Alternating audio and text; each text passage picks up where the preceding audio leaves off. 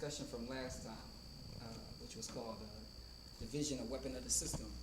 But the first thing I want to do is warm up our brains a little bit, get us thinking. So we're going to do a little brain game activity. All right, we'll do a couple of them. All right, but here's the first one. All right, turn this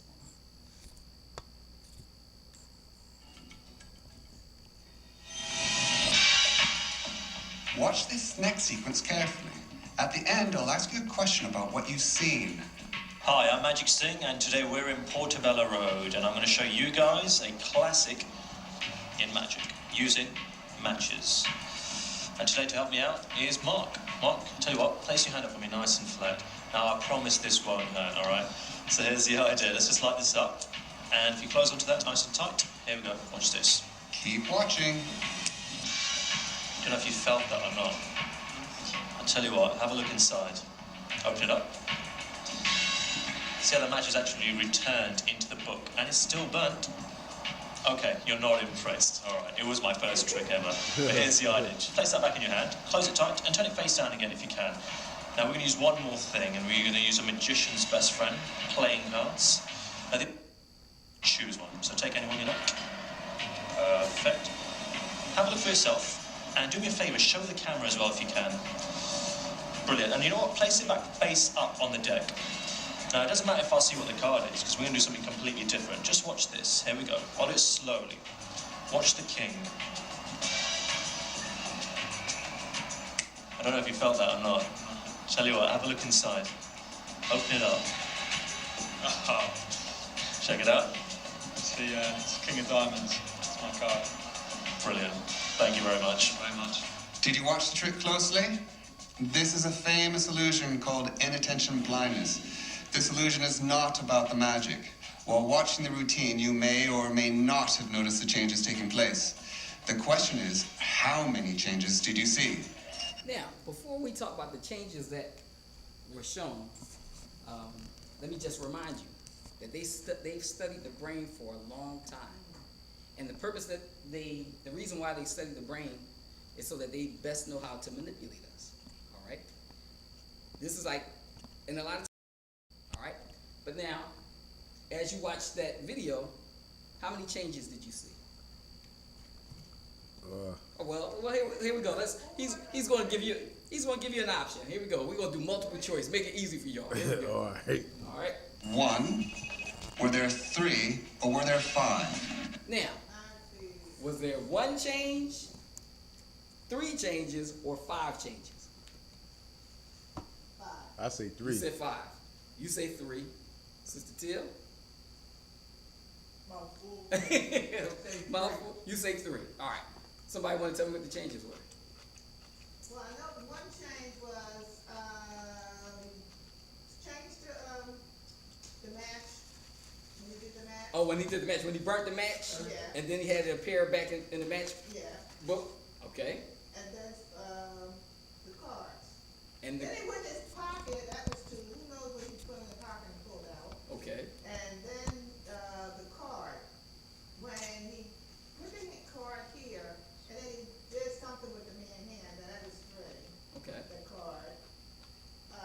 What was this? That's all I've seen. Yeah. Okay. All right. And Sister then, Till. Say. he tapped the card. Tap the card.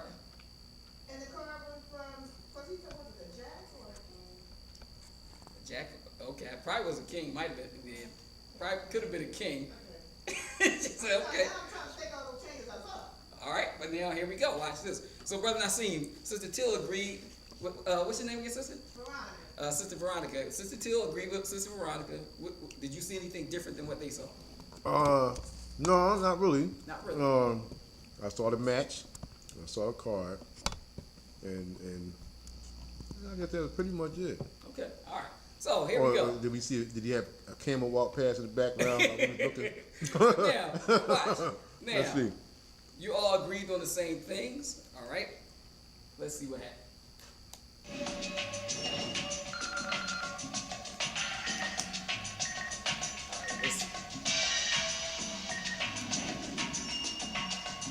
pay attention to that. The answer is there were 3 changes. 3 changes. All right, you were right, but you were wrong. You were right, but you were wrong. The thing is this. The changes that you named weren't the changes Watch that this happened. next.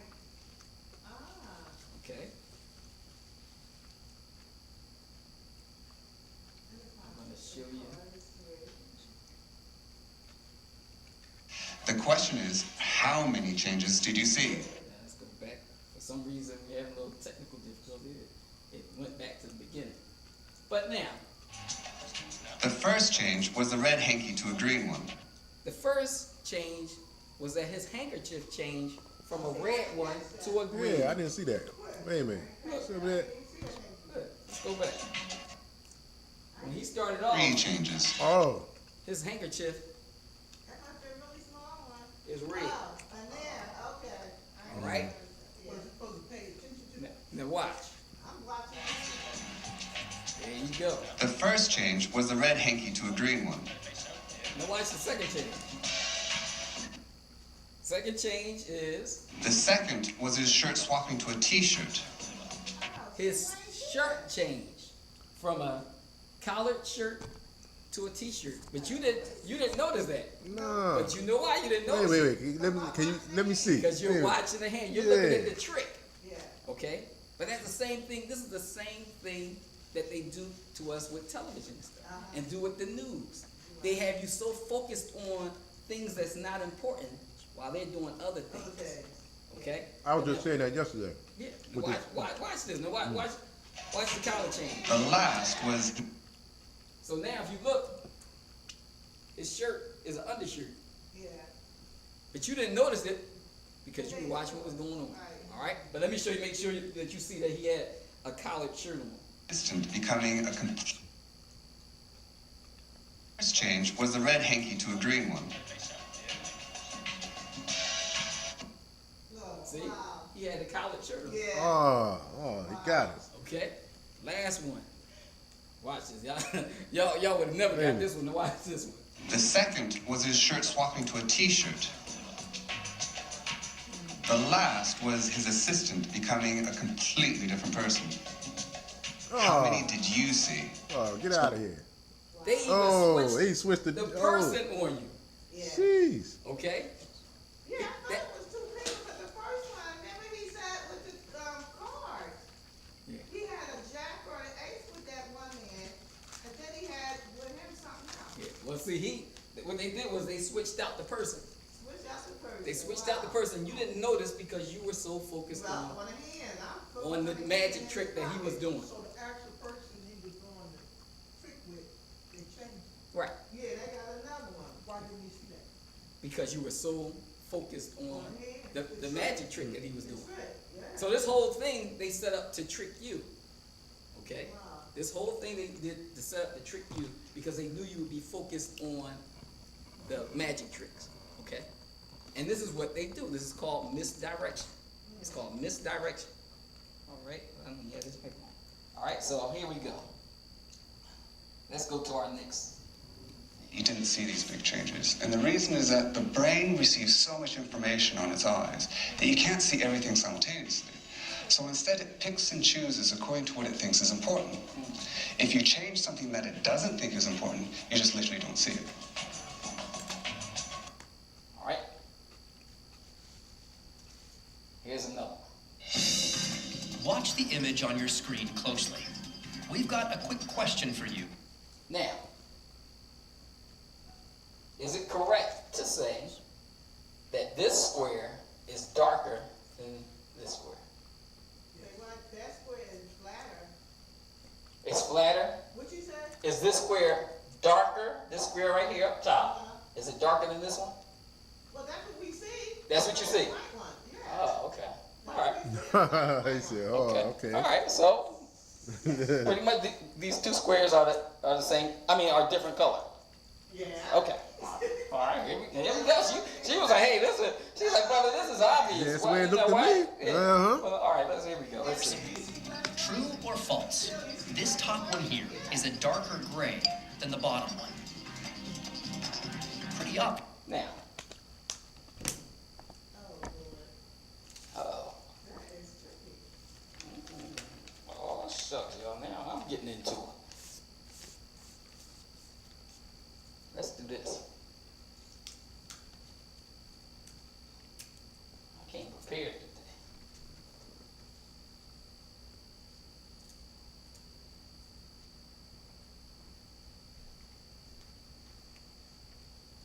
Okay.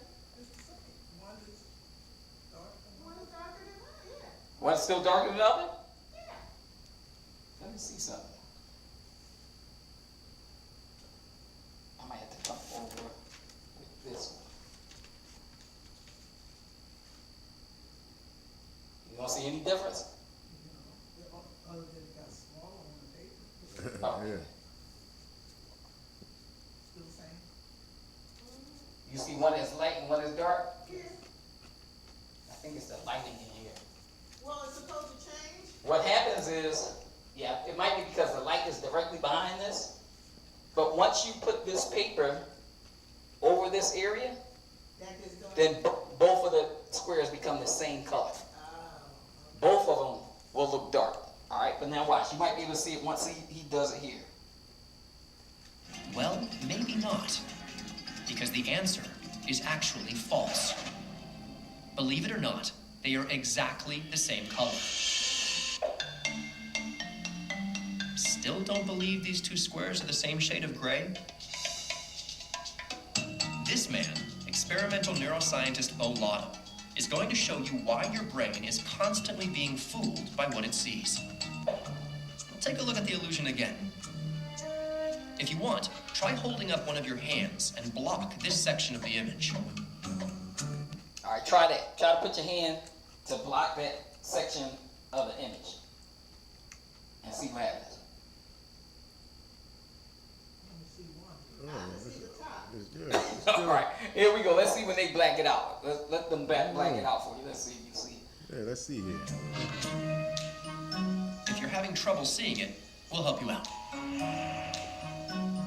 Oh, okay. Now they look the same. They all look the same. Now it's the same. All right, so it was better when they did it with the black when they put the black rectangle here. So you can see that your brain was seeing this as two different colors, but actually it's really all the same. Okay. Easy, right? Why is that? Take a look at this object. One glance and you know what it is.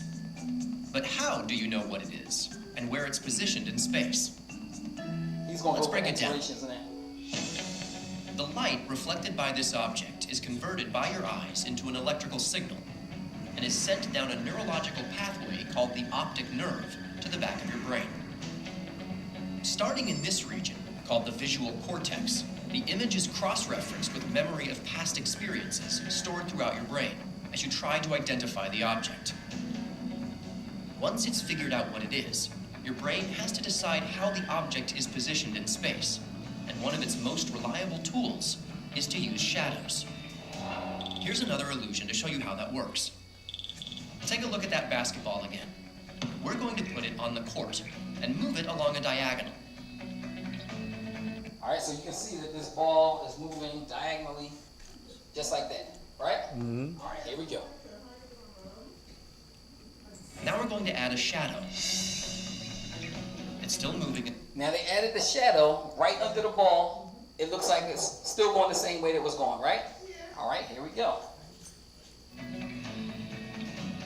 Okay, so what if we change the position of the shadow? Do you think we can trick your brain into seeing the ball's motion differently? Oh, yeah, it looks like it's floating now. It looks like it's The Yeah. ball is taking off now. Okay. But in actuality, the ball is doing the Still same doing exact the same thing just with the going shadow. diagonal. Yeah. But once they added that shadow, they added a shadow under it. It was still doing the same thing. But then when they moved the position of the shadow, now it looks like this ball is actually going in the air. Yeah. Okay? Wow. Hey, it's Let's not tweak going the in shadow. And no, it's not going in the air. What you want? Give me the paper right there. Now they did another Yeah, effect. okay, it look like it's And bouncing. now it looks like it's bouncing. Right. What's the ball doing now? looks like it's bouncing, right? In a world with a single light source, your brain has learned to trust shadows as a near foolproof way to know the behavior of objects in space. Okay. And in general, it's worked. Until now. Behind me, there are two shadows that both appear gray because we have two white lights that are facing me. Now, if we replace with a purple filter, let's see what happens to the colors you see. The shadow no longer looks gray, it looks green. So the question is, where is that green light coming from? Well, there is no green light. The shadow's gray, but it looks green. Why? Because of the color that's surrounding it. Context is everything. Let's start with this illusion. Next one. Stare at the X in the middle of the image. Do you see the green dot moving around in a circle? Yeah, I see it now, yeah. Now try to follow that green dot with your eyes. Nothing there, right? So when you did it, when you stare at the X, You can see it. you can see what? The green dot going around. Right. So then when you took your eyes off the X, what did you see? The green dot disappeared. The green light disappeared. All right. Did you see it? It's messing with your psyche. It's messing with your vision. It's playing a game with your vision in your brain. All right. But now watch. This illusion helps demonstrate how quickly your brain finds motion in your surroundings. Want to see how it does this? As you watch the X, neurons throughout your visual cortex compare the image you're looking at from one moment to the next. Specific neurons track the changing position of objects between the images, allowing you to comprehend them as moving through space. In the moving circle test, the missing dot here leaves an after image. As this after image shifts position, your brain sees a pattern that it decides is motion, and it stitches together the frames to see a moving green dot. Cool, right? Right. So this is, like I said, these are some of the things that they've learned about the brain and how the brain operates. All right. But now, let me ask you about this. There was a big thing going on with the football players, right? Well, not the concussions, because that was big too. But the thing about them kneeling during the anthem, right? As protest, and Trump was angry about it, right? NFL started getting angry at their players, talk about suspending them and all of that kind of stuff. But let's see what that was really about. All right, here we go. Let me show you this, because this is really big because it's still going on now. But you'll find this interesting.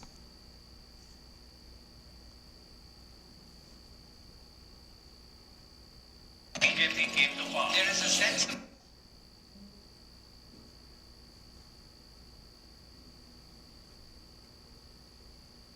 We begin with an NFL scandal that in some respects is more cynical, more disturbing, and certainly more influential than Deflategate or Ray Rice or the tragedy of player brain trauma.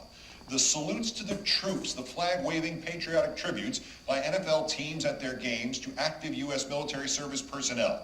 Government records now reveal many of them, probably most of them, are bought and paid for by the U.S. military, by the Defense Department, most by the National Guard. They are not organic, spontaneous recognitions of personal sacrifice and valor. They are not a high-profile way of saying thank you. They are not the responses of one sport to the public mood. They are recruiting stunts, paid for with taxpayer dollars, your dollars. 5,400,000 of your taxpayer dollars just since 2011, given just to NFL teams who then waved the flag for a price.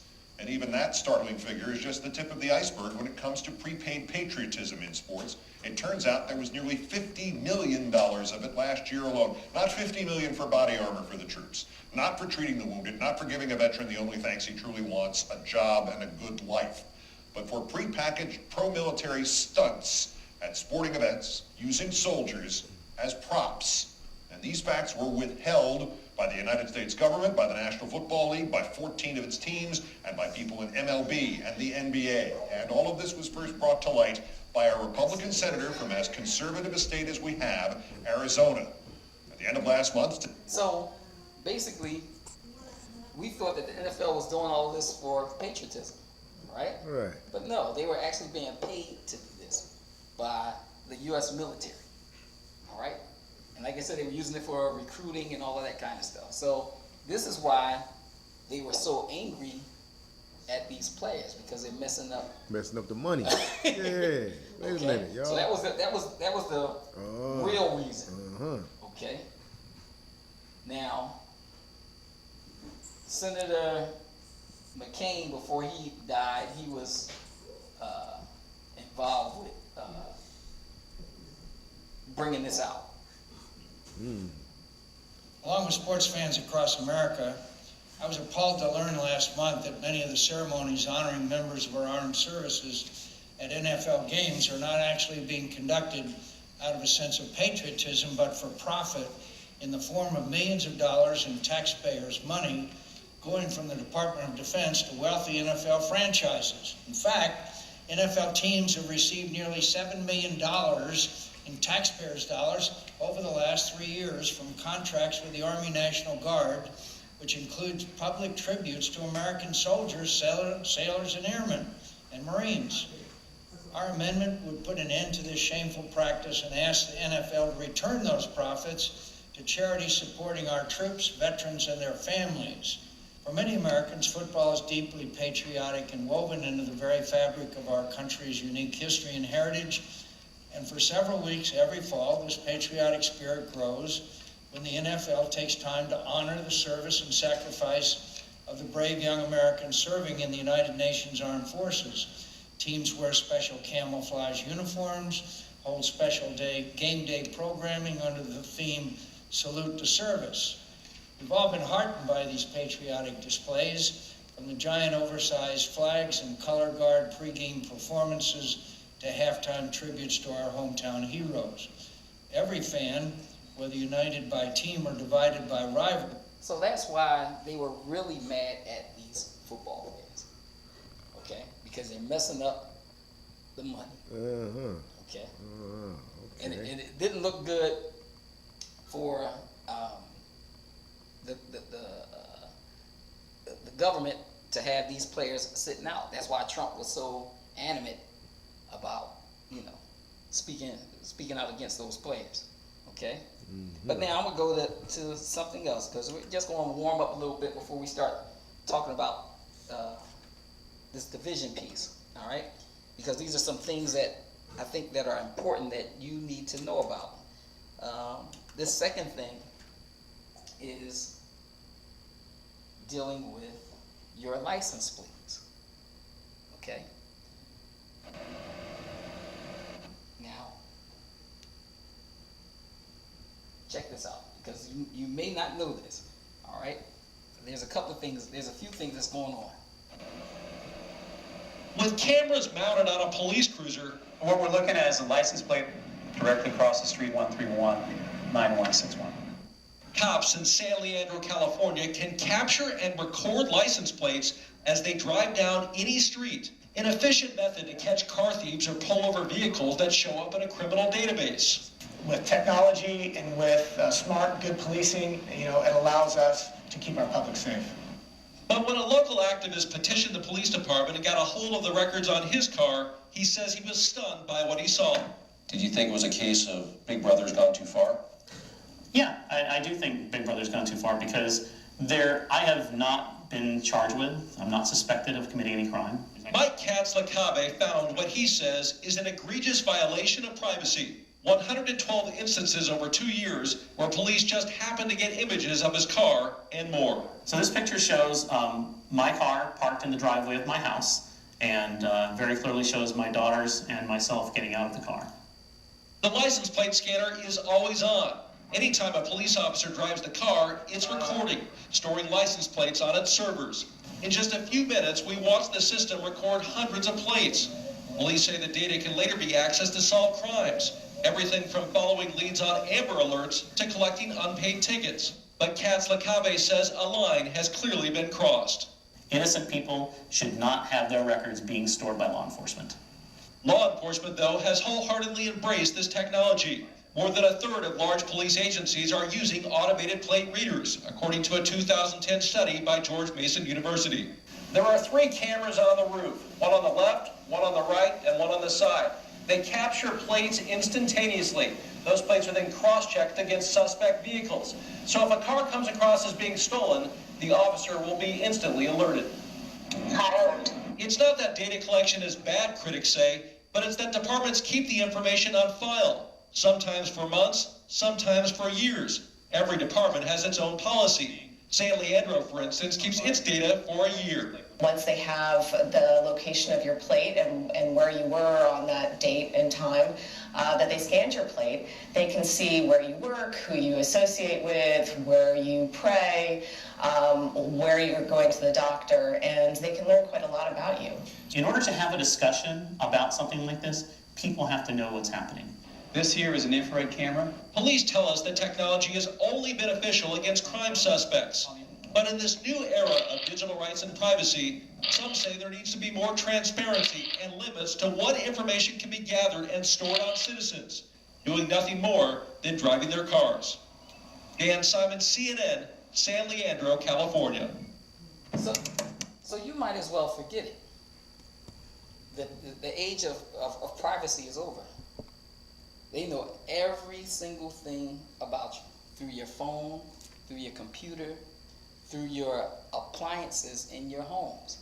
And it's funny because years ago, an Army general, I think it was Petraeus, said that they would be able to spy on citizens, American citizens, using their appliances. And now that we're going to all of these smart appliances and all the smart technology, this is what's happening, you know. So, I mean, they can see you through your television, through your smart TV now, you know. So it's a lot of stuff that's going on that people are not paying attention to. They like the convenience and the comforts, but they don't realize they're giving up so much privacy, all right? But now here's another. And this one you probably never even heard of. This is called Stingray.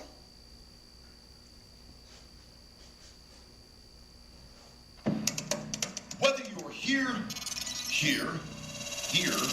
or at one of these, it doesn't matter. This can find you. The common name, Stingray. Technically, a cell site simulator. First developed for military use, it's made its way into local law enforcement.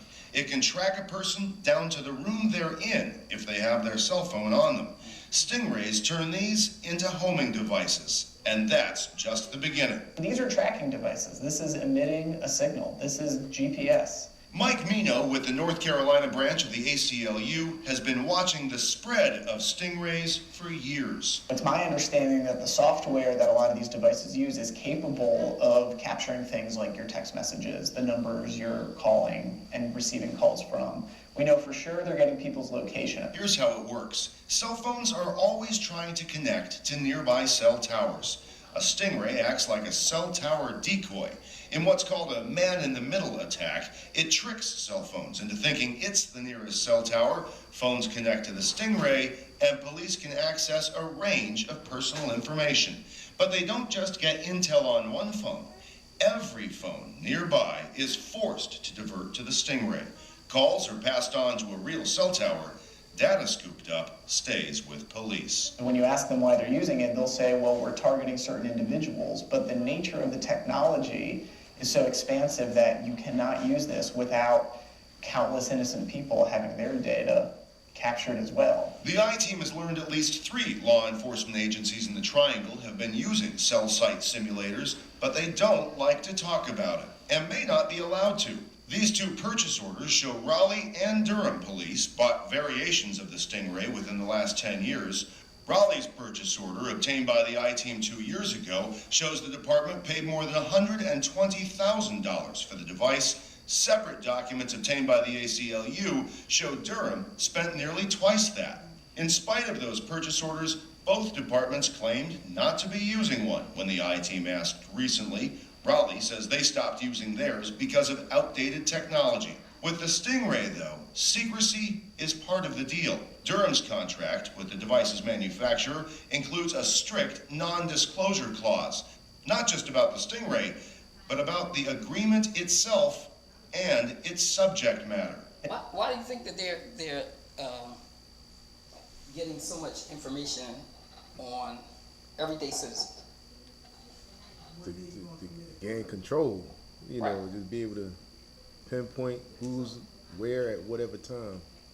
Right. So I mean, so they can find you whenever they want to. Right. The other thing is so that they can be able to blackmail you.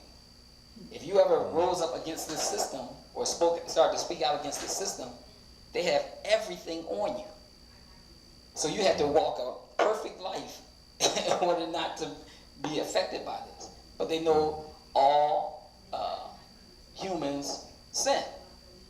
So, you know, they'll find something on you from the past or, you know, easy from all the surveillance that they have on people. All right? But now let's go to this next thing. All right?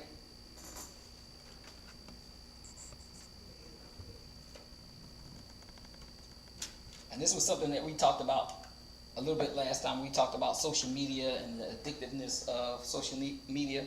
But this particular thing is called, if you have a smartphone, you should see this. All right? Oh, man. I can't even imagine what the suicide and homicide and just the rates of depression, an accidental death due to overdose are going to look like in the future.